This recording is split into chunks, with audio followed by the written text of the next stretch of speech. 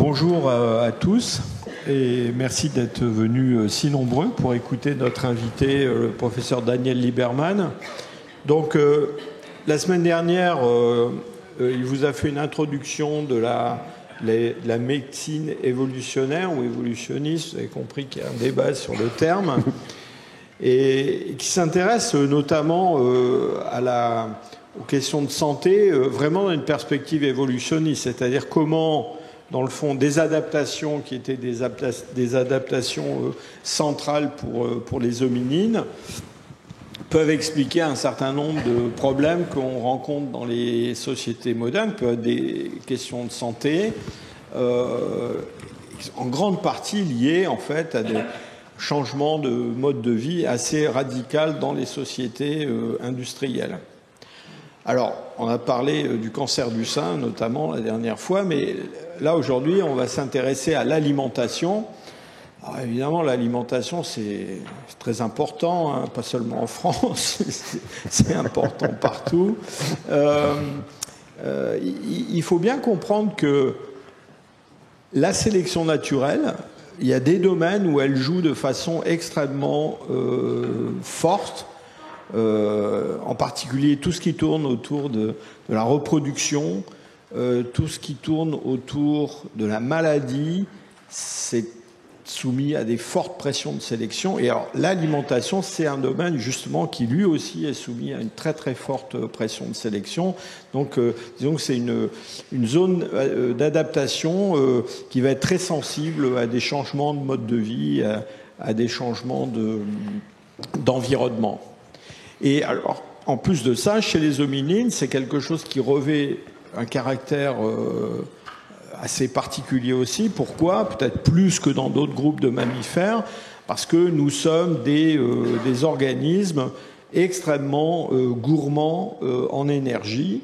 Nous avons un métabolisme basal qui est élevé par rapport à celui des autres grands primates. Nous avons un niveau d'activité aussi, enfin une consommation d'énergie liée à l'activité qui, en tout cas jadis, était assez élevé. Et tout ça est aussi en partie lié à la consommation d'énergie par notre cerveau. Donc en gros, voilà, on a évolué chez les hominines, enfin les hominines ont évolué vers des régimes alimentaires riches en calories. Alors ça, on parle toujours de la viande, de la graisse, on parle aussi beaucoup des hydrates de carbone, hein, dont on soupçonne que c'est peut-être un peu plus ancien que ce que l'on croit. Voilà. Et donc tout ça, c'est lié, j'allais dire, à des adaptations fondamentales des hominines dans un passé plus ou moins lointain. Et alors, évidemment, on en paye un peu les conséquences aujourd'hui. Et on va, je crois, aborder ces sujets-là aujourd'hui, puis surtout peut-être dans la dernière de cette série de conférences. Je ne vais pas parler plus longtemps, je vais laisser la parole donc à Daniel Lieberman. Merci Jean-Jacques. OK.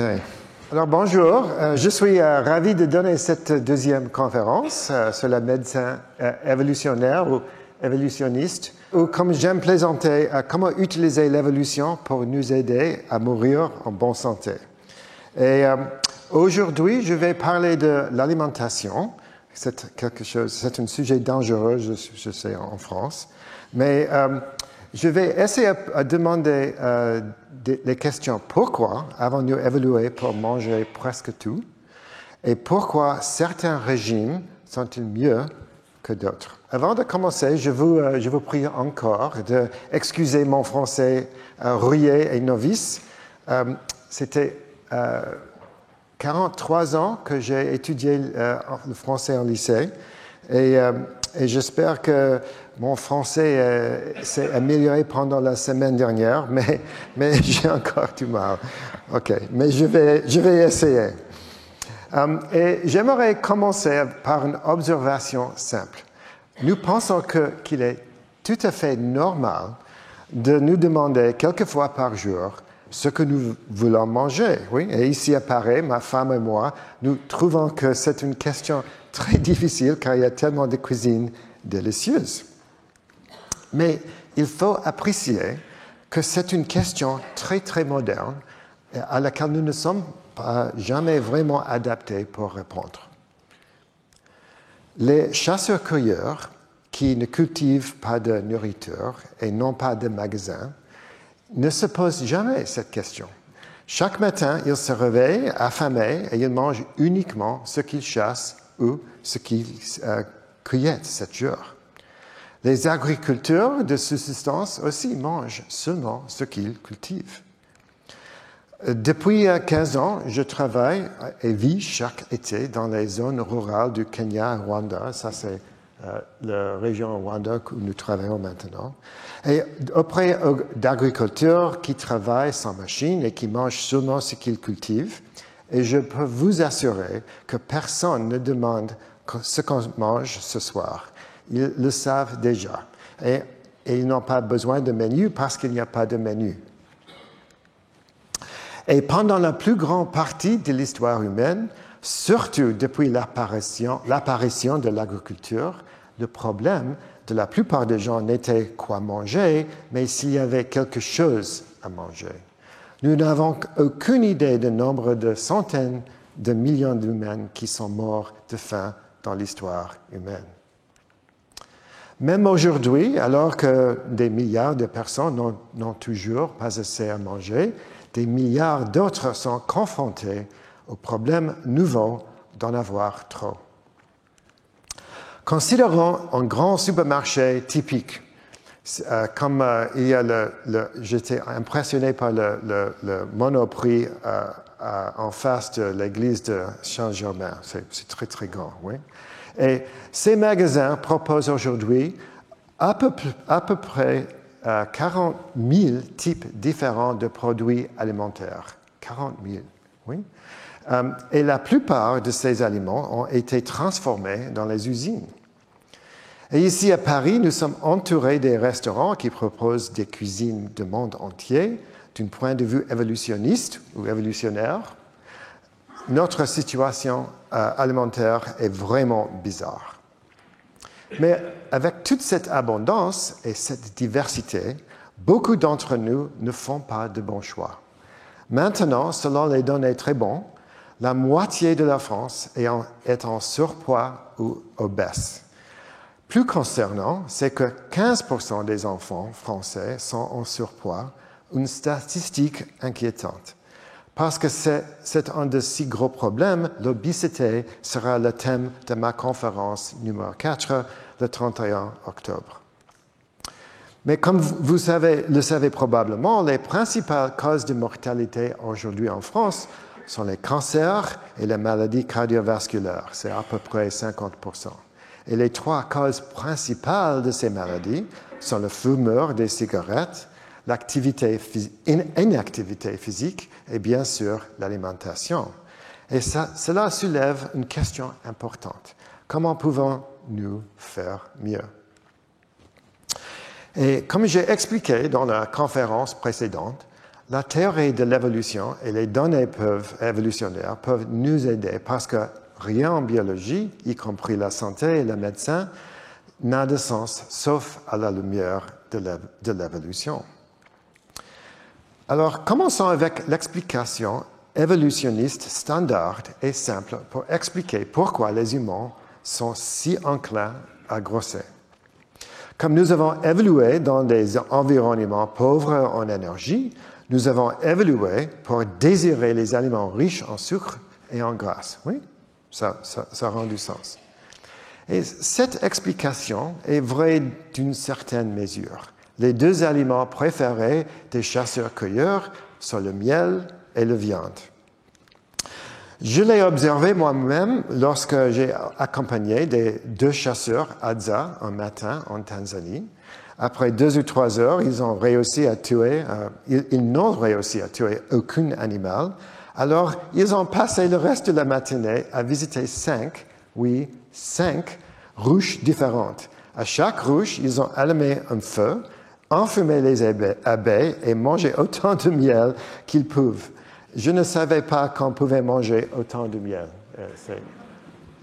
C'est vrai, j'ai pris ces vidéos. Et le régime occidental standard aujourd'hui est riche en calories et des aliments au-delà des rêves de chasseurs-cueilleurs. La définition de ce régime est la consommation excessive de calories provenant de glucides raffinés, des viandes grasses et de graisses ajoutées, et manque de céréales complètes, les fruits et les légumes. Oui, ça, c'est la définition médicale. Mais l'explication doit être plus complexe. D'une part, la plupart des autres animaux ont aussi évolué dans des environnements pauvres en énergie. Alors pourquoi ne désirent-ils pas aussi des aliments riches de sucre et en graisse? Et ça ne répond pas à la question que dois-je manger? Pour une meilleure explication, considérons 4 grands principes de la médecine évolutionniste dont nous avons discuté la semaine dernière. 1. Nous n'avons pas évolué pour être en bonne santé. 2. L'évolution ajoute un mélange d'adaptation avec des coûts et des avantages, ce qui nous a fait les omnivores par excellence. 3. L'évolution culturelle est la cause dominante de la discordance, ou comme on dit en anglais, mismatch. Et 4, à cause des points 1 à 3, il n'existe pas de régime alimentaire optimal. Commençons avec le principe que nous n'avons pas évolué, donc évolué à manger, pour être en bonne santé. C'est bien sûr l'idée derrière le régime paléolithique ou le paleo diet. Selon son fondateur, Loren Cordain, c'est le seul et unique régime alimentaire qui correspond idéalement à notre constitution génétique. C'est pas mal, hein? Ce régime affirme que nos ancêtres chasseurs-cueilleurs mangent beaucoup de protéines, mais il propose beaucoup des interdictions. Selon le paleo diet, nos ancêtres n'ont jamais mangé les céréales, les légumineuses, ni comme adultes les produits laitiers. Et par conséquent, nous ne sommes pas adaptés à ces aliments. Les glucides font grossir, et les céréales, et les légumineuses, et les produits laitiers sont pleins d'intrinutriments. À mon avis, les hypothèses du régime paléo posent de nombreux problèmes qui nous aident à penser à la manière d'appliquer la théorie et les données de l'évolution aux problèmes de ce qu'il faut manger. Alors, discutons 4. Le premier problème est qu'il est faux de dire que nos ancêtres chasseurs-cueilleurs ne consommaient pas des céréales et des légumineuses sauvages. Nous avons de nombreuses preuves archéologiques et de paléontologiques du contraire. Les traces sont dans les os, les dents, par exemple. Oui. Les dépôts archéologiques, des outils comme des fossiles et des mules. De plus, il existe beaucoup de preuves montrant que le chasseur-cueilleur actuel recherche des légumineuses et des céréales. Le deuxième problème est que le régime paléo ignore la variation majeure entre les régimes de chasseurs-cueilleurs. Ce que mangent les chasseurs-cueilleurs de l'Arctique est totalement différent de ce que mangent ceux qui vivent dans les forêts tropicales, dans les habitats secs et chauds, et encore dans les milieux marins. En réalité, il n'y avait pas un régime paléo, il y avait plusieurs régimes paléo. Voici une étude que j'ai publiée il y a 2 ans avec des collègues et qui analyse des données de grande qualité sur 12 populations tropicales de chasseurs-cueilleurs. Comme vous pouvez le voir, les régimes varient selon la proportion d'aliments, animaux ou végétaux. Ça, c'est à gauche ici, les animaux en rouge, plantes en vert. Et selon le pourcentage, ici à droite, de protéines, de graisses, de glucides et dans leur alimentation. Il y a beaucoup de variations. OK. Un troisième problème vient de l'idée que les plantes sont pleines des intrinutriments qui réduisent l'absorption, c'est difficile, des vitamines, des minéraux et autres nutriments. Cette affirmation ignore les preuves montrant que la cuisson Et d'autres formes de transformation, comme la fermentation, éliminent ou réduisent ces composés. Aussi, comme Paracelse, le célèbre chimiste, l'a dit célèbrement, c'est la dose qui fait la poisson. J'ai du mal à croire que les lentilles, les haricots et le muesli que j'ai mangé pour le petit déjeuner ce matin, même s'ils contiennent des nutriments, puissent me rendre carencé. La malnutrition est très rare dans les pays comme la France ou les États-Unis. Les vrais problèmes sont les maladies cardiaques, les cancers, le diabète, la démence et d'autres maladies chroniques. Le dernier et le plus grave problème du régime paléo est de supposer de manger comme nos ancêtres, chasseurs-cueilleurs, garantirait une bonne santé.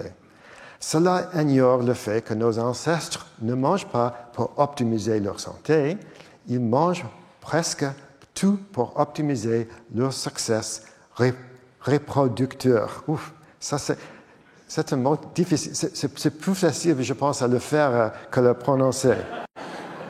Pour les anglophones. Oh, maintenant, je suis en trouble. OK. Ce qui nous amène à la question suivante. Comment avons-nous évolué pour devenir les omnivores ultimes? Et cela nous amène à notre deuxième principe, évolutionniste. L'évolution ajoute un mélange d'adaptations, chacun avec des coûts et des avantages, qui nous a fait des omnivores par excellence. Je ne pense qu'aucune autre espèce mange des régimes aussi variables que les humains. Les gens peuvent prospérer avec des régimes 100% végétaliens, 100% carnivores, pauvres en glucides, en graisses, en calories. Ils peuvent même survivre sans cuisson. C'est un peu étrange, mais c'est vrai. Comment et pourquoi? Il y a deux explications. La première, c'est que l'évolution est un processus contingent d'accumulation des adaptations. Et la seconde, c'est que l'évolution de la nutrition humaine, ou l'alimentation humaine, est unique en raison de nos adaptations cognitives. Et tout cela est arrivé en 7 étapes. La première étape remonte à plus de 7 millions d'années avant la séparation des hominines de la lignée des chimpanzés. Nous savons que ce dernier ancêtre commun ressemblait à un chimpanzé et se nourrissait surtout des fruits avec quelques herbes et très peu de viande. Il aime la viande, mais il ne mange pas beaucoup. Puis, il y a environ 7 millions d'années, les premières hominines ont évolué. Nous savons, grâce aux fossiles comme Sahelanthropus ici, oui, qui a été découvert par Michel Brunet, ici du Collège de France, que ces hominides étaient bipèdes, avec des dents jugales plus épaisses et plus grandes, probablement adaptés à manger moins de fruits et plus d'herbes coriaces. Et j'ai eu l'opportunité de travailler avec Michel Brunet sur ce problème avec Sahelanthropus tumae. Avec ces premières hominines sont venus les australopithèques, comme Lucie. Ces hominines consommaient encore des fruits, mais avec des mâchoires et des dents beaucoup plus grandes et des mains plus modernes. Je pense qu'il était adapté à déterrer des organes de réserve souterrains, les racines, les bulbes, les tubercules, dans les habitats plus ouverts. Peut-être le changement le plus important et le plus significatif fut l'apparition du genre Homo entre 3 et 2 millions d'années.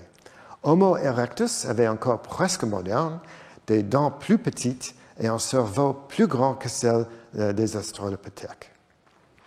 Et ce qui est vraiment crucial dans le genre Homo, c'est qu'il a inventé le système chasseur-cueilleur. Cette innovation très réussie repose sur 4 éléments. 1. Le charognage et la chasse pour obtenir la viande. 2. La cueillette extractive pour obtenir des plantes de haute qualité. 3. La fabrication et l'utilisation d'utiles, puis la cuisson pour transformer les aliments. Et comme exactement la cuisson a commencé, c'est un débat, mais sûrement après 1 million d'années. Et quatrièmement, une forte coopération sociale. Le mode de vie chasseur-cueilleur furent une stratégie si réussie qu'elles ont permis à Homo erectus de consommer une diversité des aliments impressionnante et de se disperser dans l'Afrique, l'Asie et l'Europe. Homo erectus a évolué à un certain nombre de descendants que nous appelons les Homo archaïques. Et les plus célèbres sont les Néandertaliens, et nous savons que les espèces étaient des chasseurs sophistiqués, avec un cerveau presque de taille humaine, qui inventaient les armes de jet et cuisinaient souvent leur nourriture.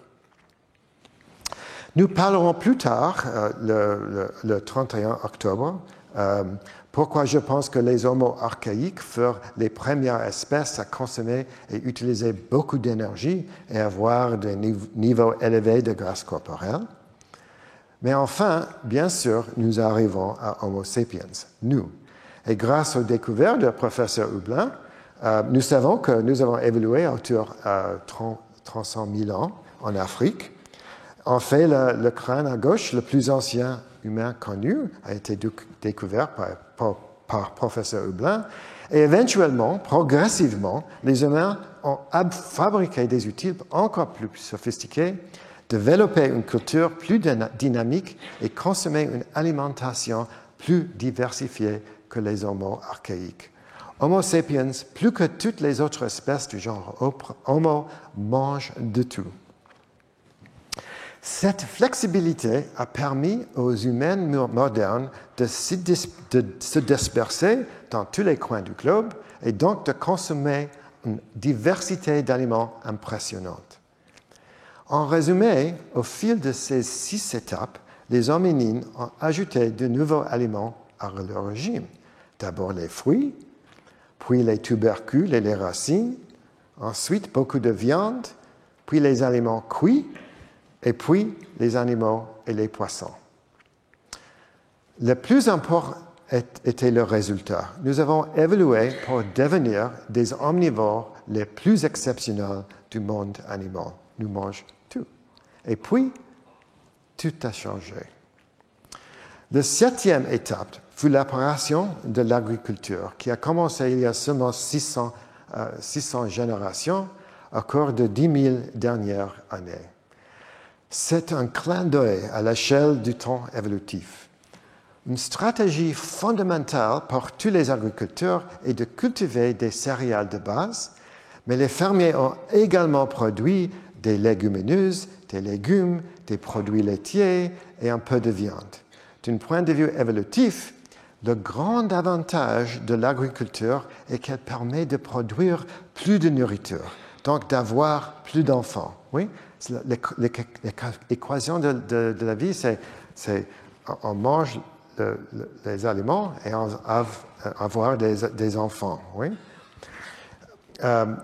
L'agriculture a permis à la population mondiale de passer d'environ 50 millions à près d'un milliard de personnes vers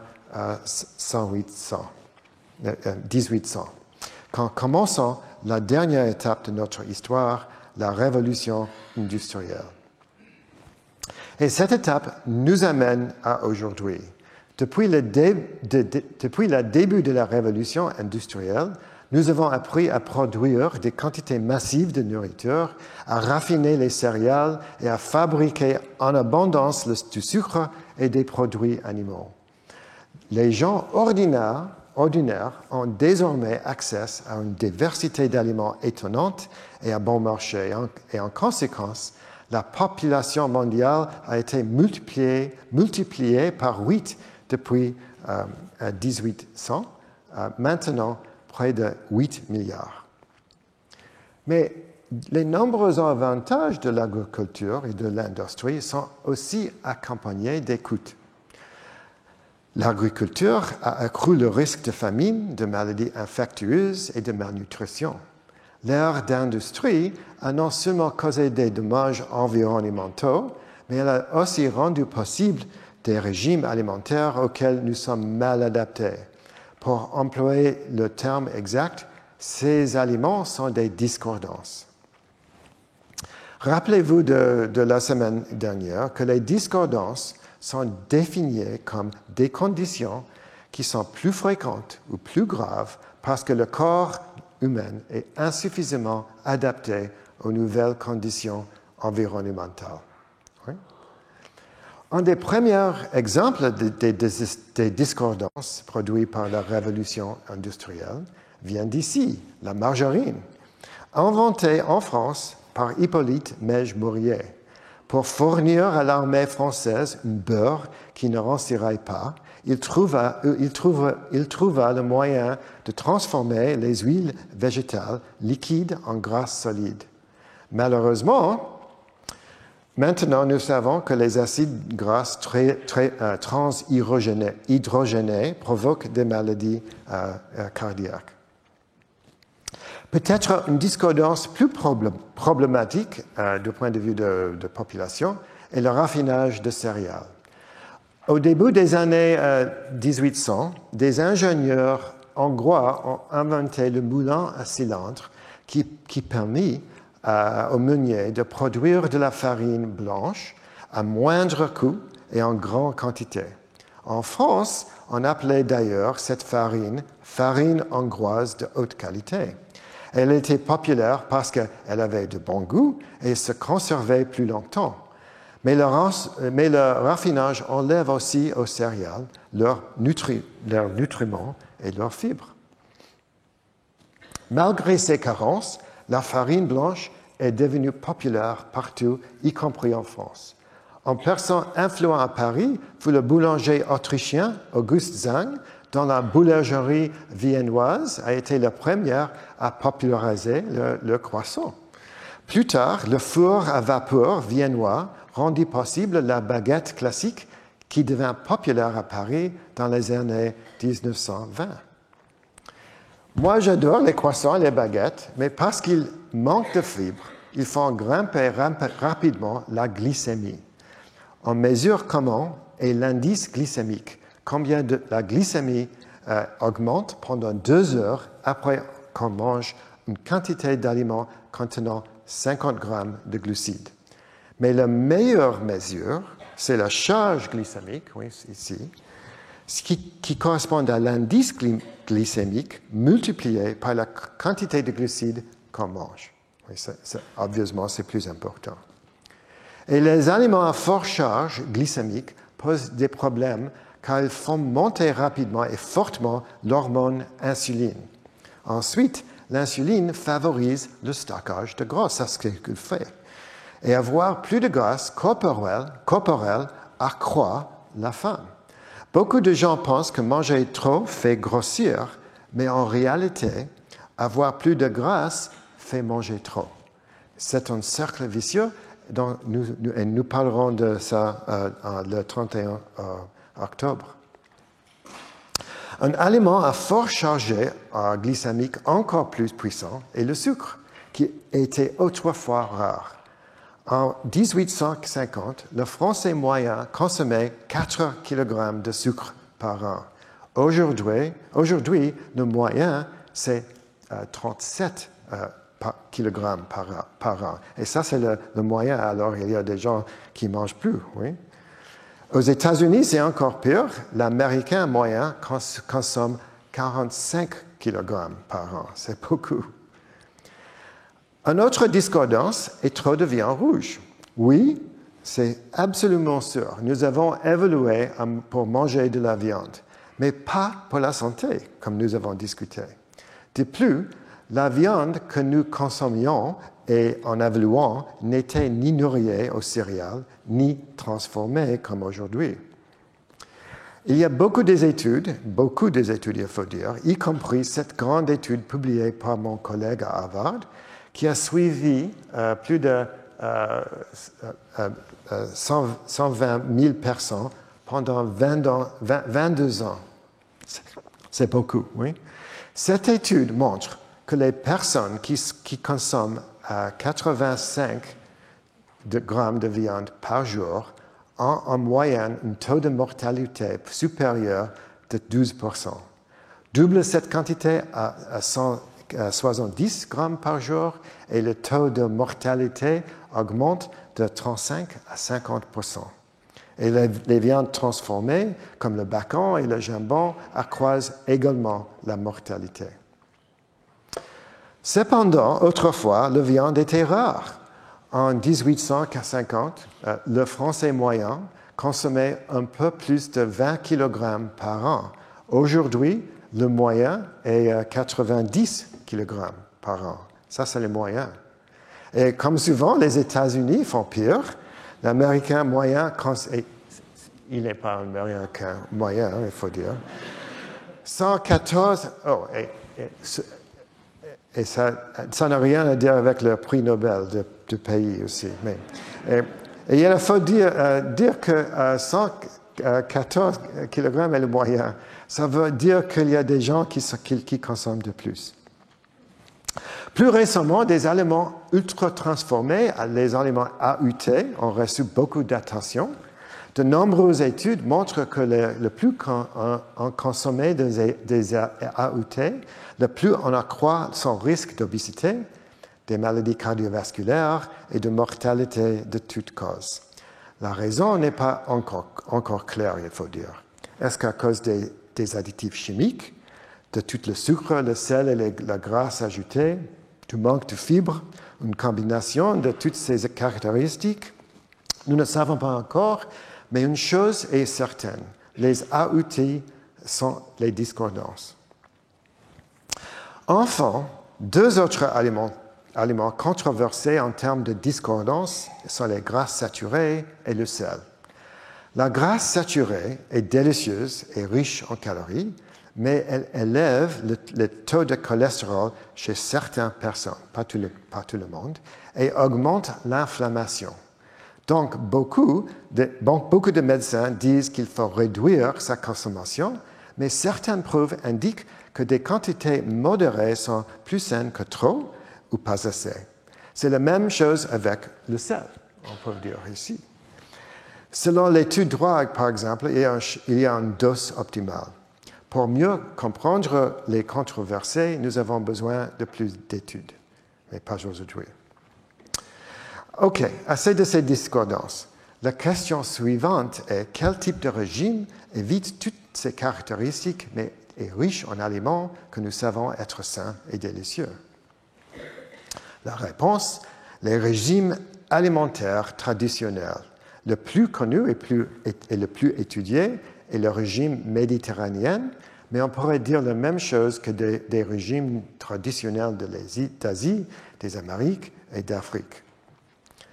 Et cela a du sens. Avant l'ère industrielle, l'obésité et les discordances associées avec l'alimentation occidentale moderne, comme le diabète, étaient très très rares dans toutes ces régions. Cela vaut donc la peine d'étudier les caractéristiques de tous ces régimes partageants. D'après mes études, je pense qu'ils sont principalement composés des céréales non raffinées, riches en fruits, légumes non transformés, incluant des légumineuses et des noix, peu de sucre et de sel ajouté, des quantités modestes de produits laitiers, l'accent sur les grasses insaturées, pas trop de viande et comprenant certains aliments fermentés. Je suis sûr que vous avez lu que le meilleur étudié de ces régimes est le régime méditerranéen et il existe tellement d'études qu'on peut maintenant les combiner dans des méta-analyses, lesquelles montrent que suivre un régime méditerranéen réduit le risque de mortalité annuelle à peu près de 23% et le risque d'événements cardiaques de 24%. Et ça, c'est bien connu. OK. Avant de conclure, j'aimerais faire quelques remarques supplémentaires sur des questions qu'on me pose souvent. Premièrement, bien que certains régimes soient mieux que d'autres, existe-t-il un régime optimal? À mon avis, la réponse est certainement non. Et cela a du sens du point de vue évolutif. D'une part, nous avons surtout évolué pour avoir autant d'enfants que possible, mais pas pour être en bonne santé. En outre, tous les aliments présentent des compromis en termes de santé. Et puis, qu'essayez-vous d'optimiser?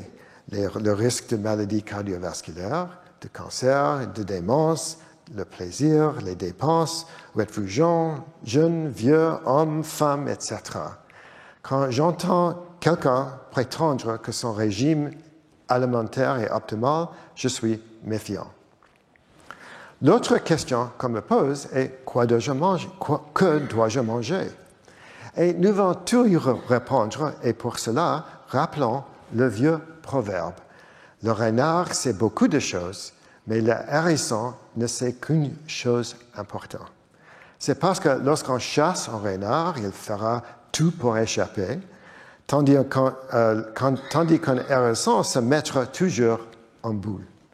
Même si nous aimons la solution simple et unique, l'alimentation est trop complexe pour être résolue d'une façon d'hérisson qui est basée sur une grande idée. Je pense qu'il faut mieux de penser et manger comme un renard. Et il n'y a pas de solution miracle de l'alimentation. Et cela signifie reconnaître que nous avons évolué pour manger presque tout, mais certains régimes sont mieux que d'autres. Et leurs caractéristiques sont bien étudiées. Manger principalement des plantes, y compris des légumineuses et des noix. Éviter trop de sucre ajouté. Consommer des céréales non raffinées. Manger beaucoup de fibres. Privilégier les grasses insaturées plutôt que les grasses saturées. Et ne pas manger trop de viande. Mais savourez la bonne cuisine. Et soyez modérés avec modération. Pour info, ma femme et moi ont des réservations à un restaurant étoilé ce soir et j'ai l'intention d'oublier tout de mes propres conseils. Si vous souhaitez en savoir plus, j'ai un nouveau livre qui paraîtra l'an prochain sur ce sujet. Le titre anglais est Fed Up, The Story and Science of Food and Diet. Je pense que la traduction française pourrait être Gavé, l'histoire de la science de l'alimentation et du régime alimentaire. Et je reviendrai sur le thème d'alimentation le 31 octobre pour discuter l'obésité, mais je voudrais d'abord considérer la question de savoir comment nous avons évolué pour être physiquement actifs et pourquoi si nous évitons si souvent l'exercice. Et notez que la conférence n'est pas le vendredi prochain, c'est le 24 octobre. OK, merci pour votre attention. Je répondrai volontiers à vos questions, mais veuillez les poser lentement, car mon français n'est pas très bon. Merci.